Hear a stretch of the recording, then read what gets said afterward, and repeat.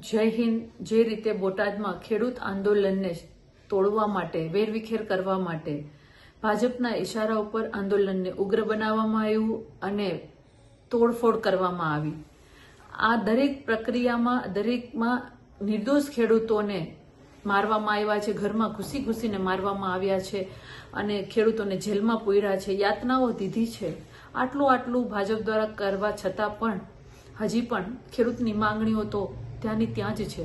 એટલા માટે હું 13 તારીખથી આમરણ ઉપવાસ ઉપર જુનાગઢ ખાતે બેઠી છું. આજે મારા આમરણ ઉપવાસનો 3જો દિવસ છે અને જ્યાં સુધી ખેડૂતની માંગણીઓ પૂરી નહીં થાય ત્યાં સુધી અમારો આમરણ ઉપવાસ ચાલુ રહેશે.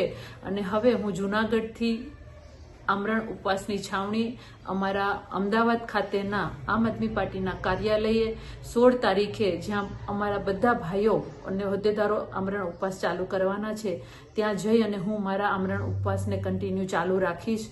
16 તારીખે રાજુભાઈ કરપડા, પ્રવીણભાઈ રામ સહિતના હોદ્દેદારો આમરણ ઉપવાસ ઉપર બેસવાના છે. ત્યારે હું પણ મારા ભાઈઓ સાથે એક શક્તિ બની અને એકજૂટ થઈ અને અમે બધા ત્યાં આમરણ ઉપવાસ કન્ટિન્યુ, મારા આમરણ ઉપવાસ હું ત્યાં ચાલુ રાખીશ. અને ખાસ મારે કહેવું છે કે જે રીતે અહીંયા જુનાગઢમાં પણ અમે આમરણ ઉપવાસ માટે જાહેરમાં બેસવા જઈએ છીએ તો પોલીસ પકડીને ઘરે લઈ આવે છે. અત્યારે પણ 24 કલાક નો જાપ્તો મારા ઘરે રાખેલો છે, પણ અમે ડરવાવાળા નથી.